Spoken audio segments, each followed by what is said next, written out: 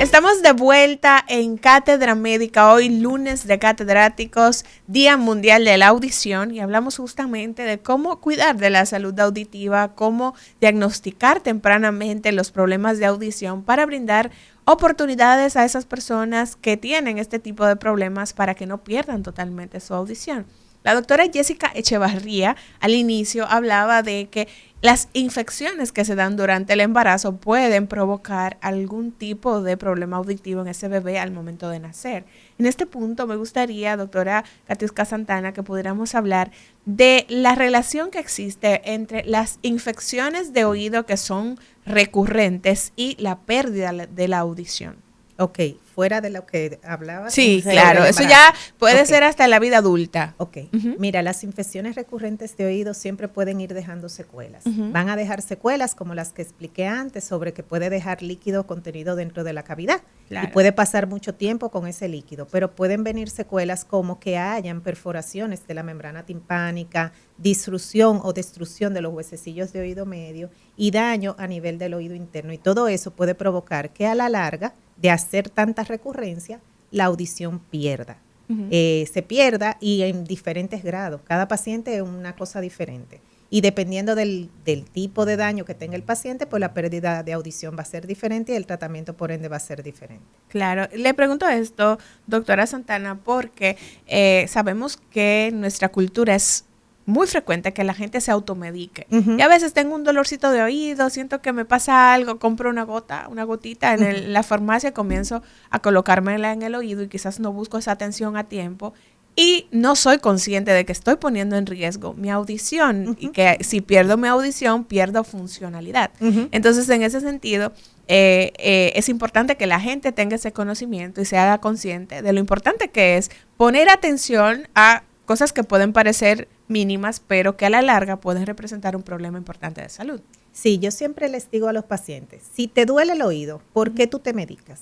Solamente tómate un analgésico y ve a una emergencia o ven a la consulta, pero no te puedo indicar que te eches nada dentro del oído porque no sé a qué nivel del oído tú tienes el problema. Claro. Las gotas solamente sirven para la parte del canal, ese hoyito por donde la gente mal acostumbra a limpiarse los oídos, que no se debe, pero ese hoyito tiene unas bacterias diferentes a las que están dentro de la parte media del oído, que es lo que queda por dentro del tímpano. Entonces, ambas cosas pueden dar dolor en el oído, pero no necesariamente el tratamiento va a ser igual. Entonces, yo le digo, ¿te duele?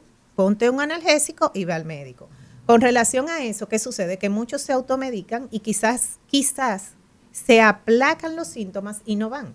Y pueden haber sido cosas prevenibles con tiempo, pero lo dejan progresar. Y ahí vienen muchas de ellas, vienen las recurrencias. Incluso cuando le preguntaban ahorita a la doctora Echevarría, los papás no van. Y si van a una primera consulta, se chequean, pero no vuelven a revisar si el proceso se sanó completo. Claro. Y muchas veces quedan secuelas que son las que en el futuro permiten que aparezcan esos tipos de consecuencias. Tomando eso en consideración, el tema de las infecciones de oído, aquí nosotros tenemos un problema de salud pública importante con el manejo de la hipertensión y con el tema de la diabetes. Muchos pacientes que son diabéticos o hipertensos y desconocen su diagnóstico hasta que no hacen un evento, una crisis que los hace llegar a una emergencia o que pone en riesgo su vida.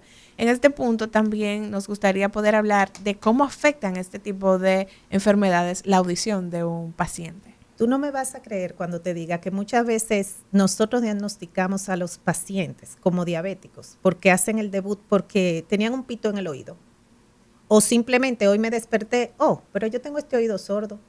Buenos son los que llegan a tiempo, porque algunos se pasan semanas pensando en que quizá tenían un tapón de cerumen y simplemente perdieron la audición de ese oído. Ese oído se apagó. Entonces, es fundamental que dentro del protocolo de evaluación de nosotros incluyamos una serie de pruebas y dentro de ellas está el perfil para los pacientes de glicemia postprandial y otros, para nosotros identificar si ese puede ser un probable paciente. Claro. Pero también en la hipertensión se ven cosas, como por ejemplo hay cambios a nivel vascular que pueden llevar a que haya una pérdida de audición, porque hay daño a nivel del oído interno. Claro. Y sí, es fundamental que ante cualquier síntoma que tenga el paciente, que generalmente va a tener un síntoma porque ya es un paciente adulto, el paciente acuda a nosotros y nosotros tener la inteligencia de unir una cosa con la otra. Claro, claro. Incluso algunos medicamentos, por ejemplo, antihipertensivos, pueden causar daño a nivel del oído. Y nosotros tenemos que estar claros sobre qué usted toma, qué medicamento usted toma. Por eso es tan importante la historia anamnesis clínica. y la historia clínica. Desde cuándo tú lo tienes, qué tú tomas, qué otras enfermedades tú padeces y qué medicamento tú usas para ellas. Claro. Hablaba Carlos Torres al inicio de que los problemas auditivos se presentan con mayor frecuencia en nuestros adultos mayores. Y usted decía, doctora Santana, que aquí el problema se complica un poco más porque a veces los adultos mayores son un poquito más tercos, de que pueden asumir quizás tratamientos para otras condiciones de salud, pero en tema auditivo quizás no son tan dados a dejarse guiar. Lo primero es la negación. Ajá. No, tú le dices, yo escucho ¿tú me bien. escuchaste? Sí, yo te escuché bien, pero tú le dijiste una cosa, ellos entendieron otra y tú le dices, tú no me escuchaste bien. Sí, O claro hay que hablarle, que sí. como uno dice, voceado. Sí, o hay que hablarles alto y Ajá. lograr que esas personas mayores lleguen donde nosotros y luego hacerle los estudios y luego convencerlos de que tienen un problema y que con un simple aparatico en el oído podemos mejorar esa deficiencia y que la persona siga su vida normal y vuelva y se desarrolle normal. A veces es muy difícil. Cuesta arriba. A veces es muy difícil. Entonces pero ya- siempre hay que tener esa poquita de inteligencia de decirle, así como tú te pones De unos lentes para ver persuadirlos. mejor, Claro. te vamos a poner un aparatito aquí. Óyeme, eso, si los ladrones lo supieran, se lo robaran a todo el mundo, porque eso es más caro que los lentes. Entonces, póntelo. Si tú tienes las posibilidades económicas o quizá alguna ayuda del seguro o alguna ayuda de alguna institución, colócatelo. Claro. Y ya hablaba la doctora Jessica Echevarría de a qué estar alerta cuando el problema de audición se presenta en la población pediátrica. Entonces, Carlos Torres, esos signos que nos pueden hablar a nosotros de que ese adulto mayor que tenemos en casa, pues ya está perdiendo la audición y que debemos tomar medidas y cartas en el asunto. Además de que quizás no nos escuchen adecuadamente, pero si hay algún otro tipo de manifestación que pudiéramos identificar. Adelante. La primera manifestación uno la tiene en su partida de nacimiento, en su pasaporte, en su cédula, que es la edad. La edad. Entonces, partamos de aquello porque la edad es inexorable. Los seres humanos estamos diseñados para mantener nuestros 5 sentidos en condiciones aceptables durante 50 años de vida. ¿Saben por qué? Porque hace 50 años nos moríamos a los 50 años. En promedio, salvo que fuera alguien que hubiera tenido la suerte de sobrevivir más arriba. ¿Eso qué quiere decir? Que si los 50 segundos años son de regalo, es obvio que la audición va a estar afectada, en unos más y en otros menos. ¿Cuál es la diferencia entre que alguien de 60 o 55 o 70 años tenga mejor o peor audición? La mala salud auditiva que haya tenido en los primeros 50 años. Es decir, si ha abusado de medicamentos ototóxicos, si ha abusado de aspirinas o ibuprofenos, si ha abusado de auriculares, rumbas, fiestas y mucho ruido, obviamente tiene más riesgo de que tenga una afectación. ¿Y cuáles son los síntomas? Obvio, el primero es hacer repetir las palabras. El otro tan obvio es que en un ambiente ruidoso, pero no muy fuerte, que confunda las palabras. Es decir, esa famosa frase del oigo pero no entiendo, no es que los demás hablen mal, es que tú tienes algún tipo de patología de audición aunque sea leve. De la misma forma que no podemos olvidar que existe la pérdida de audición leve, la moderada, la severa y la profunda. Y créanme, la leve y moderada, todos podemos sobrevivir con ella, pero nuestro cerebro no. Es decir, uno de los factores que aumenta 6 veces el riesgo de caídas, escuchen, el riesgo de caídas es tener una audición, una patología auditiva leve o moderada. Hasta 6 veces aumenta el riesgo de caídas. Y esto en gente mayor es terrible porque provoca que mucha gente termine en silla de ruedas, precisamente porque tenemos los huesos con menor fuerza. Otro de los factores que aumenta la pérdida de audición, uno de los factores que aumenta flagrantemente es la demencia senil, el Alzheimer y el deterioro cognitivo. Hay mucha gente que dice que es mayor y es torpe. No, es que no oye bien. Simplemente no oye bien. Sí, claro. ¿Qué ocurre cuando tú intentas escuchar a alguien y te cuesta mucho y estás así con los ojos puestos y dices, a ver, que lo quiero comprender, pero no lo consigues? Que tu cerebro se desconecta. ¿Y por qué? Porque no puede hacer tanto esfuerzo durante tanto tiempo. Y los adultos mayores, si algo tienen o tenemos, es menos energía en el cuerpo al despertarnos, porque la batería de nuestro cuerpo ya se ha desgastado con la vida. Cuando uno no escucha bien, se desgasta mucho más, entonces se cansa más. Fíjense ustedes las consecuencias, porque los síntomas son claros. Cuando hace repetir las palabras, o cuando está de cuerpo presente y de mente ausente. Y por favor, que levanten la mano entre mis contertulios y que levanten la mano entre los oyentes, quien no tiene en su familia a alguien mayor que está de cuerpo presente y de mente ausente cuando tú lo vas a ver. Estamos hablando de personas que viven, que tú a lo mejor, familiares que tú ves 3 veces al año, 5 veces al año, y cuando los ves, en esa fiesta, en esa Navidad, en esas reuniones familiares en Semana Santa, que los ves con una sonrisa, pero no entienden nada de lo que les dices. ¿Y cuál es el motivo principal? Uno de ellos, sin duda, es escuchar poco, porque ha perdido la facultad de escuchar. Ha perdido la facultad de escuchar con entendimiento. ¿Y saben algo? Oír mal afecta a la memoria, por algo muy simple. Tú no puedes recordar aquello que no escuchaste. Tú puedes estar en una reunión, no haber entendido la mitad, desconectado tu cerebro, y tú estuviste pero no participaste, por tanto tu memoria deja de ejercitarse. Y ese es un punto, Carlos, ese es un punto bastante importante, ese que acaba de señalar. El hecho de que hay personas que participan de una clase, de una conferencia, escuchan mal y al final pues no entiende, y es porque como no escuchaste, no tiene la capacidad de reproducir, de memorizar lo que escuchaste con dificultad. ¿Cuán frecuente es esto, doctora? Usted como otorrino, el tema cognitivo con nuestros estudiantes o con la gente en términos general, el problema cognitivo ligado al problema auditivo. Mira, eso es bastante frecuente. Y por ejemplo, si tú quieres pensar, ponte a escuchar una conversación en otro idioma que tú no manejas.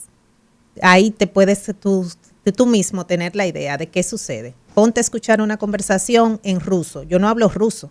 Tú la puedes ver, tú eres partícipe de la comunicación que tú estás escuchando, pero tú no entiendes absolutamente nada y te quedas totalmente absorto de lo que ahí se habló. Así mismo pasa con nuestros viejitos. Pero es que son cosas que muchas veces cuando el familiar logra convencer al viejito de que venga a la consulta, es que comienza el paciente a entrar en el proceso de evaluación y diagnóstico para lograr un manejo, pero es que muchos tienen que convencerse. Pero sí, cognitivamente, si tú no escuchas, pues no aprendes. Es lo que pasa con los niños. Claro. Ese niño que se retrasa en la escuela, que es repitente, que le saca malas notas, siempre hay que evaluar y pensar en que el niño puede tener simplemente un déficit auditivo. Entonces, igual pasa durante cualquier etapa del desarrollo de la persona y de evolución de la persona. Claro. Y aquí, doctora Jessica Echevarría, hay un tema que me parece importante que pudiéramos aclarar. Sobre todo en los bebés, cuando están en esos primeros meses del año, regularmente las madres, como parte de esa higiene del bebé, pues limpian el oído con algún hisopo. Claro. Entonces, ya hablaba la doctora Santana del riesgo que representa esto para la salud auditiva. ¿No es correcto hacerlo, doctora? No, el oído solamente se limpia la parte externa, lo que vemos, lo que o sea, no hay que introducir un hisopo por ahí, doctora. Exacto, no para nada. La piel, ¿verdad? Exacto, la parte externa, lo que vemos con los ojos. Si no lo estamos viendo con los ojos, por ahí no puede entrar nada. Interesante. Claro. Es así. Por eso es que dicen que los oídos se limpian con los codos, ¿no? Sí, con los pero codos, mira, sí, la marca. Yo tengo un amigo que es otorrino. Yo le digo que usen el pulgar. Andaba con una plumita. Yo le digo, usa el pulgar. La mayoría de la gente no sabe de la plumita, pero para rascar. La pluma de las aves, las gallinas, en los campos, se usaban como hisopo cuando no existían los hisopos. Los pinchos son famosos. Los pinchos, pero eso es peligroso. Sí, muy peligroso. Claro. Muy peligroso. Mira, ¿Usted no recomienda pinchos? No, yo no recomiendo nada. ¿No recomienda plumas? Yo no recomiendo ni pincho, ni pluma, nada. ni sopo, nada. La oreja se lava con agua, jabón. Ajá. ¿Cuál es el peligro más, digamos, más terrible que puede tener una persona que se entra un pincho, que se entra un hisopo? Lo peor que puede pasar. Lo peor que podría pasar Sí. son las heridas. Se puede causar heridas y laceraciones de la piel y eso desarrollarle una infección del oído externo. Exacto. Eso es lo peor. Lo más desesperante que le puede causar es provocarse un tapón de cerumen, impactarlo, se queda sin Pegarlo audición, entonces molesta, duele. hasta allá, hasta el fondo. Sí, pegarlo hasta el fondo. Mira, el canal mide unos 3 centímetros. Imagínate tú, cuánto tú tienes que progresar ese hisopo para tú Prolongar, llegar a taponar el Se sale solo final el cerumen. Ese cerumen que tú quieres sacarte, que tú quieres botarte, él se sale solo. El cerumen sale solo. Sí. El cerumen sale solo. Mira, hay unos pelitos en la parte más externa de ese canal Sí. que hacen un movimiento de barrido hacia afuera Unos cuando cilios. tú mueves. Sí, bueno, se llaman folículos pilosos, Sí. pero funcionan como si fueran cilios, aunque Sí. son más evidentes, son más grandes. Entonces, eso permite que con los movimientos de la cara, ese cerumen vaya, el cerumen viejo, porque se va formando nuevamente cada Claro. día, y él va saliendo hacia afuera, y es lo que vemos aquí en el canal afuera. Claro. Y que simplemente cuando tú te bañas, tú te higienizas y te lavas tu oído con agua, jabón, un pañito hasta donde te llegue tu índice y no pasa nada. Es Pero necesario cuando tú estás el- limpiando, sí. tú siempre te va a provocar algo dentro del oído. Es necesario el cerumen, porque por ejemplo, a veces vemos en los niños, en nuestros niños, que tienen cerumen, se ve ese que parece como miel de abeja, ¿verdad? Bueno, sí, Es está neces- nuevecito. Exacto, es necesario, juega un papel, tiene Sí, una claro, función claro. el cerumen. El cerumen- Porque queremos limpiarnos, queremos eliminarnos esa Producción normal. producción normal de cera. Pero ¿qué papel juega? O mira, él le ayuda a lubricar, él tiene partículas que son bactericidas también y sirve de impedimento a que pueda entrar cualquier cuerpo extraño. Por ejemplo, los insectos. Un insecto, por ejemplo, se enreda ahí. Se puede enredar. entre Además, los con el pelos y sabor que cerumen. tiene, con el sabor que tiene amargo. Pues, Pues tú lo has probado. Claro, Ay, doctor. claro. ¿Y quién no ha probado su cerumen? Yo pienso que sería algo patológico. Carlos Torres, ¿tú has probado tu cerumen? Yo no. ¿Tú no? He tenido que cerrar los ojos decenas de veces con pacientes que me entregan sus audífonos, sus aparatos auditivos, con unas fantásticas plastilinas colocadas allí que incluyen hasta los pelitos. Y Exacto. tengo que decir que eso es un tema también de higiene auditiva. Te higiene- No. ¿Y tú, Echevarría, tú has probado el cerumen? Bueno, accidentalmente sí. Sí, es accidentalmente.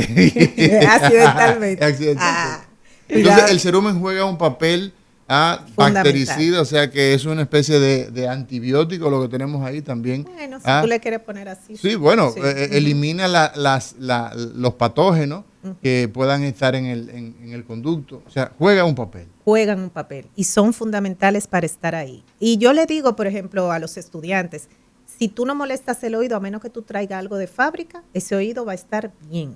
Pero cuando tú lo molestas, tú comienzas a tener laceraciones, a provocarte pequeños traumas en el canal, que no son necesarios. Si oigo mal, Ujú. ¿qué debo hacer? Si no escucho, si me está costando, ¿cómo? O sea, si Debe te das venir a cuenta- una consulta con nosotros. Sí. Sí, nosotros vamos a evaluar. Pudiera ser, lo mejor que puede pasar es que haya un tapón de cerumen, tú lo sacas y sale siendo el héroe ese día, porque el paciente dice, ya escucho. Sí. Pero hay muchísimas otras cosas que pueden causar pérdida de audición. Los lavados de oído. Muchas veces me llaman por teléfono y yo le digo, es que sin verte no te puedo decir qué está Exacto. pasando. ¿Qué uso? Porque me duele el oído. ¿Qué puedo usar? Me puedo echar, algunos me dicen, ¿me puedo echar agua oxigenada por ser un tapón de cerumen? Y yo le digo, no, claro que no, porque el agua oxigenada quema. Claro. O sea, tú te vas a provocar una lesión en la piel pensando en que tengas algo que tú no estás viendo, ni Exacto. yo tampoco. Exactamente. Ujú. Entonces, No, y que si usted le aprueba, doctora, entonces dice, no, la doctora me dijo que sí, que Oh, me sí, echara sí, el agua sí, oxigenada. claro, O sea, claro. los lavados de oído, doctora, ¿están recomendados?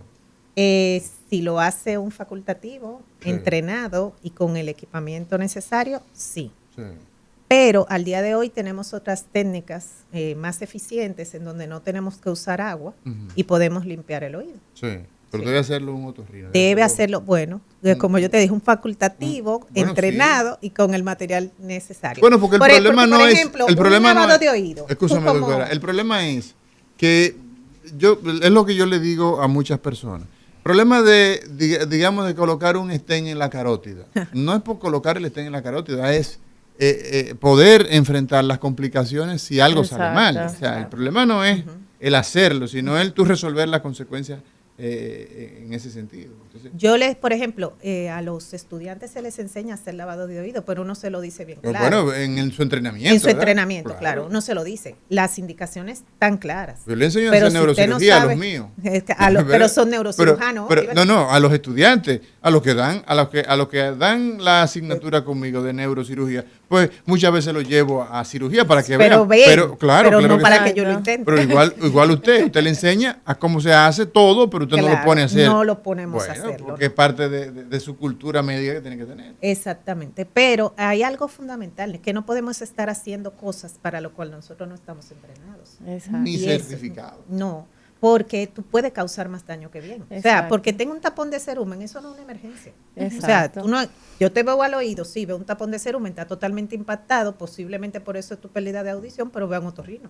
Exacto. Yo no puedo comenzar en ese momento de que, déjame intentar, porque No, yo vi pues que la sí, doctora no. lo hizo de aquella manera. No. Es puede como cuando en la empezar un consulta riesgo. me encuentro en la revisión del niño sano, me encuentro a veces hasta con cuerpo extraño, o sea, en el oído, que el papá no sabía ni siquiera que eso estaba ahí, pero yo no me pongo en la consulta yo a sacar un cuerpo extraño de un oído, yo lo mando a un otorrino. Claro. Es lo más Claro, responsable. porque es Sí. que uno tiene que tener el equipamiento y el entrenamiento de cómo hacerlo. Eso son cosas facilísimas. Y quienes nos ven nos dicen, mira, tan fácil que lo sacó. Sí, pero que tú no estés entrenado a ver si tú lo vas a... Lo primero es aprender a ver el oído. El oído es de las materias que uno durante el entrenamiento para ser médico general, tú casi no lo ves solamente en otorrino. Sí. Y después de ahí, si eres pediatra, vas a revisar oído o si te haces otorrino. De lo contrario, ya no hay más exposición. Pero tú tienes que acostumbrarte a ver dentro del oído. Entonces, Y el no va a riesgo venir de- nadie de que por un día que viera a quererlo hacer y salirle bien. Y el riesgo que tiene de dañar el oído. De Claro. dañar cualquier parte, ya sea el canal, el tímpano. Exactamente, son de los principales. Carlos Torres, dime una cosa, en este tramo final del programa, tú llevas ya en la República Dominicana, tú eres español de origen, pero de corazón eres dominicano, ¿no? En el tiempo que llevas en la República Dominicana, si puedes abrir tu micrófono, ¿cuánto hemos progresado en la salud auditiva, en el cuidado auditivo y qué cosas nosotros necesitamos fortalecer para tener una salud auditiva más integral y más sólida? Son 25 años acá en el país. Cuando llegué había 35 otorrinos, hoy aproximadamente son 250. Cuando vine había apenas 2 centros o 3 en donde se hacía una evaluación. Ahora mismo habrá unos 60 o 70. Les digo algo, en este momento el país debería tener del orden de 500 lugares en donde se pudiera hacer evaluación auditiva y apenas vamos por 70. Estamos haciendo esfuerzos muy grandes, la doctora Santana lo conoce bien, con algunas universidades para que empiecen a haber en el país fonoaudiólogos y también audiólogos y técnicos en audiología. Porque no es lo mismo el tamizaje auditivo, como dijimos antes, que con un entrenamiento, digamos, de pocos meses ese técnico puede funcionar, que alguien que evalúe al adulto mayor o al niño de modo clínico. Y luego también no es lo mismo todo eso que el que tenga la habilidad de hacer la adaptación, tanto de los aparatos auditivos, que es toda una profesión, como también el tema de los implantes cocleares y la posterior rehabilitación. ¿Qué hace falta? Más escuelas. ¿Qué hace falta? Que psicólogos clínicos, educadores, médicos generales, enfermeras, ¿se han fijado los 4 targets que he dicho? Médicos generales, enfermeras, psicólogos clínicos y también educadores quieran dar un rumbo a su profesión y entrar, por ejemplo, a trabajar en el área de la audiología. Porque cuando esto lo consigamos, porque ya las escuelas y los diplomados existen, entonces podremos elevar el nivel. Si no hubiera 250 otorrinos, no habría, ¿verdad, Katiuska?, tantas evaluaciones como hay ahora. ¿Por qué? Porque las listas de espera son grandes. ¿Y qué más hace falta también? Voluntad de salud pública y voluntad gubernamental. Bien. Si no existen también ayudas públicas para que la gente acceda a los aparatos auditivos, mucha gente lo deja en el tintero. Todavía estamos en nuestro país que la gente, desde que necesita ponerse aparatos auditivos hasta que lo hace, pasan entre 8 y 10 años. Uy. ¿Me han oído bien? Sí. Imagínate que usted tiene un mioma y dura 10 años en pensar en curarse ese cáncer. Si pensáramos así, todo cambiaría. Bueno. Así que yo les he dicho todo lo necesario. Gracias Carlos por tu opinión y gracias por tu participación. Jessica Echavarría, la misma pregunta. ¿En qué aspecto nosotros tenemos que mejorar desde el punto de vista tuyo de pediatría en este tema de la salud auditiva, de mejorar tantos niños que se quedan sordos, que lo identificamos muy tarde, para cambiar este estado de cosas? Primero, concienciar acerca de la realización de la primera evaluación del tamizaje, que debería ser de todo niño, o sea, absolutamente todos los niños que nacen deberían tener su primera evaluación. También como segundo, pues, evitar la exposición a los niños a los ruidos. Vemos que hasta en los cumpleaños de los niños, ruidos, o sea, música sumamente alta, o sea, que puede causar un daño, y realizar sus evaluaciones auditivas cada vez que el pediatra pues lo deriva a acudir también. Sí, pero es bien importante eso, Liz, que la gente sepa que tiene que tener esa evaluación, tanto esa evaluación oftalmológica que se hace, que lo solicita la escuela, como esa evaluación auditiva por el otorrino. Es importantísimo que los padres, que las madres pues sepan esto, porque esto pues es una garantía, ¿no?, de que ese niño no va a crecer con ese problema de salud, y luego también el problema cognitivo, el problema de aprendizaje que se va a dar, y luego las oportunidades que se le va a quitar a ese ser humano. Doctora Santana, doctora Katiuska Santana, otorrinolaringóloga. El tema también, usted nos ha abundado sobre esto, pero el tema de los audífonos creo que es el principal elemento novedoso en los últimos 10 años que tenemos, que atenta contra la salud auditiva. Deberíamos legislar. ¿Qué hacer con este tema? Porque quizás las leyes no son tan, no van a surtir el efecto tan cierto, pero ¿qué debemos hacer con este desborde de uso de audífonos intra? Son peores. Exacto. Los intras son peores. Pero igual, si el volumen está alto, el audífono va a hacer daño. Incluso si tú lo usas de los que van por vía ósea o si lo usas de los que son de copa, el volumen debe regularse. No puede estar más del 60% de lo que ofrezca el aparato. Pero eso no se puede regular más que la misma persona o los padres en caso de que sean niños. Y creo que el problema creció sustancialmente con el hecho de la pandemia, porque ahí ya todos los colegios pidieron tabletas, pidieron computadoras, y cada vez más llevamos al niño a tener más exposición, porque para escuchar su clase y el hermanito enfrente también escuchando, le ofrecemos unos audífonos, pero regularle el volumen es tarea de los padres. Entonces yo creo que aquí interviene mucho la concientización a los padres sobre la importancia de que el niño pueda escuchar bien. Miren, es que a veces uno no piensa en el impacto de la audición a nivel social. Por ejemplo, ¿cómo tú puedes estar alerta de algún accidente o algún problema en tu casa si tú no escuchas? Imagínense que puede pensar una persona que usa auxiliares auditivos o que tiene un implante coclear y se lo retira. Es una persona totalmente sin audición. Y que en la madrugada haya alguna emergencia, den la voz, salgan y no pueda salir.